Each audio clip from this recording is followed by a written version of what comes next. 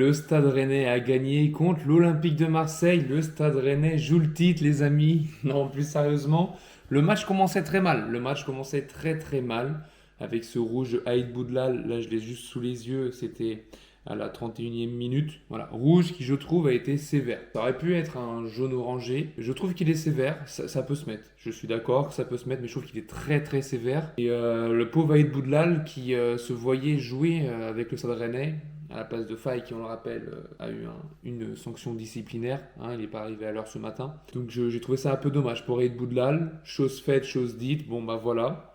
Et j'ai trouvé quand même dans cette première période que le Stade Rennais fait une bonne première période. Voilà. Même à 10 contre 11, on a été solide. Avant l'exclusion d'Aïd Boudlal, le Stade Rennais jouait assez haut, pressait à peu près partout. J'ai beaucoup aimé aussi Valentin Rougier au milieu de terrain. Je trouve qu'il apporte un équilibre au Stade Rennais qui est quand même important, très important.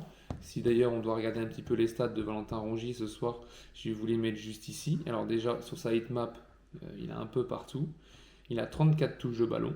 Il a 26 passes, dont 25 réussies. Et c'est pas forcément des passes en arrière, c'est des passes qui viennent latéralement, couper des lignes, c'est des passes qui viennent sauter une ligne. Donc c'est des passes intéressantes. Ensuite, il a eu un tir cadré.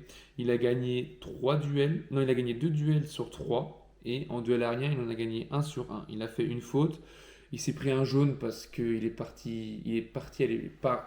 Il s'est pris un jaune parce qu'il est allé parler à l'arbitre. Alors je comprends pas. Il y a une nouvelle règle comme quoi c'est le capitaine qui a le droit de parler à l'arbitre. Rongier, capitaine, ça je ne reviendrai pas dessus. C'est une chose, c'est une chose. Je ne donnerai pas d'opinion là-dessus. Mais Rongier, capitaine, il va voir donc l'arbitre pour parler, pour contester peut-être. Est-ce qu'il a eu les mots un peu trop virulents? Je ne sais pas. On n'était pas avec lui. Mais voilà, il se prend un jaune alors que c'est la nouvelle règle de la Ligue 1, que les capitaines qui peuvent aller parler à l'arbitre et l'arbitre qui lui met un jaune. Voilà. L'arbitre qui a essayé de faire le cow-boy ce soir, encore une fois. Bon, je ne vais pas m'attarder sur l'arbitre. Il y a eu beaucoup de choix controversés contre Rennes. Et si on avait fait un match nul ou si on avait perdu, on ne se serait pas caché derrière. Je le dis d'ailleurs dans le vlog qui sort demain à 11h du matin. Mais voilà, l'arbitre, je l'ai trouvé un peu sévère. Alors, dès qu'on touchait les Marseillais, dès qu'il y avait un contact, il y avait faute. Même quand c'était Rennes, hein, même le petit contact, il y avait faute. Je trouvais que ça coupait vachement, vachement le jeu. Mais on ne va pas rester à s'attarder sur l'arbitre, parce que tout simplement le Stade Rennais a fait un bon match. Je voulais souligner la performance de Moussa Altamari. C'est pas un joueur que je porte dans mon cœur, c'est pas le joueur préféré du football rennais, mais je voulais un petit peu parler de lui. Voilà, j'ai sa hitmap sous les yeux. Il a couru un peu partout, il a pressé énormément les adversaires. Le seul hic, il a fait beaucoup de courses dans le dos aussi, hein. Le seul hic, c'est que dès qu'il est dans la surface ou dès qu'il est sous pression ou dès qu'il faut faire le dernier geste, comme l'année dernière, et ben il a du mal. Moussa Altamari il a du mal. Après là, il avait quand même deux clients, Balerdi et le nouveau côté marseillais, même si je trouve que Balerdi n'a pas fait un top match, il n'a pas fait un énorme match. Mais Moussa Altamari a été très intéressant dans ses appels, dans son pressing. Il lui manque juste la finition ou le dernier geste. Et là, il sera un très bon attaquant en doublure pour le Stade Rennais. Ce sera très très beau. Si on se focus un petit peu plus sur lui, il a 29 touches de balle. Je vais revenir un petit peu sur Marseille aussi. Marseille, Greenwood. Greenwood, le plan de jeu, c'était Greenwood, hein.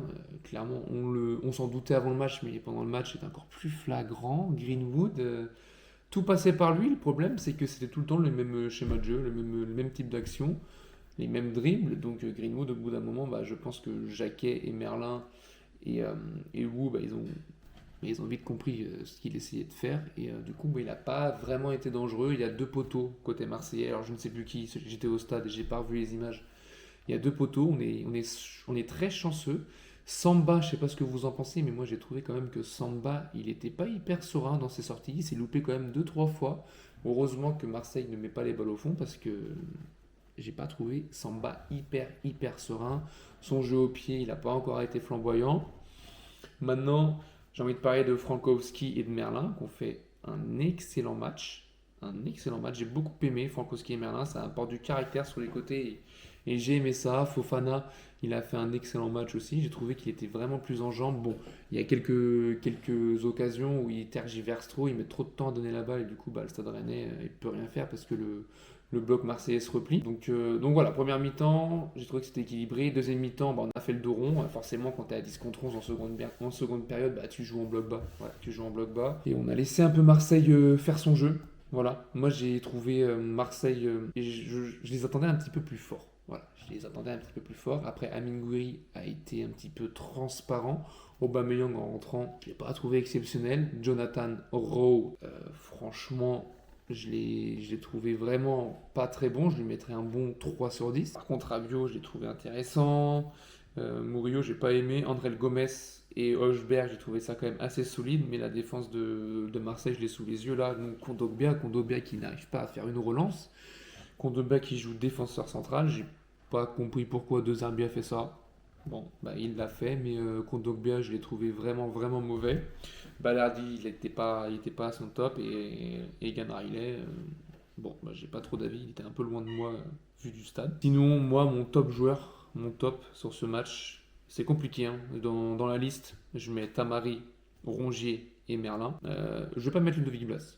Pas mettre Ludovic Blas, ok, il nous offre le match à la 90 plus 1, mais je ne mettrai pas Ludovic Blas. Pour moi, c'est entre Merlin, Rongier et Tamari, même si Jacquet a encore fait un match juste succulent. Voilà, Jacquet a fait un énorme match, encore une fois. Mais moi, je mettrais quand même ma pièce sur Merlin, parce que c'est quand même lui qui fait la passe. Voilà, il est côté gauche, là. Paf, il temporise. Les trois joueurs marseillais, aucun ne l'attaque. Aucun n'attaque. Blas qui fait un appel. Voilà, écoutez, c'est le type d'appel qu'on demande à Blas tous les jours. Flop sur Blas. Blas qui finit bien. Donc ouais, je mettrais homme du match. Quentin Merlin, même si Jacquet n'est pas très loin, parce que Jacquet, il a été très très bon. Il a été partout. Il a été partout. Il était très très haut sur le terrain, mais il se repliait à chaque fois pour défendre. Il nous a sauvé de quelques situations très très chaudes pour nos fesses. Et voilà, je crois que j'ai fait un petit peu le tour de ce match. Voilà. Si on regarde un petit peu les stats, les XG pour Rennes c'est 1,29, on marque un but, et pour Marseille c'est 1,79. Bon, bah, il ne marque pas de but, il y a 3 grosses occasions chacun, 23 tirs côté marseillais, 12 tirs côté rennais, 2 arrêts du gardien côté rennais, donc 2 poteaux, donc ça fait 4 en tout qui auraient pu donner un but. Rouli a fait 4 parades, il y a eu 12 corners pour Marseille, 1 pour Rennes. Et ensuite, en termes de passes, bah, pour Rennes, il n'y a eu que 285 passes, énorme, et 715 passes pour Marseille. Donc voilà, Rennes a su jouer, pour une fois, a su jouer à l'expérience, a su faire le dos rond, a su encaisser les occasions pendant toute la période, pendant les 2 périodes, pardon. Et on a réussi à mettre ce but à la dernière seconde, à la dernière minute plutôt, enfin dans les dernières minutes. Et pour une fois qu'on a la réussite avec ces 2 poteaux, pour une fois que le vent tourne dans notre sens, parce qu'on a quand même un rouge au début du match. Voilà, faut pas s'enflammer. On se rappelle que l'année dernière, on avait gagné 3-0 contre Lyon. On se voyait très très beau. Donc là, moi, je vais rester humble. Je suis content. On a pris les 3 points. Maintenant, faut enchaîner à Lorient. Sur ce, je vous souhaite une très très bonne soirée. Et abonnez-vous, likez, partagez. Et demain, vlog à 11h. Et allez, bon week-end et surtout, allez Rennes.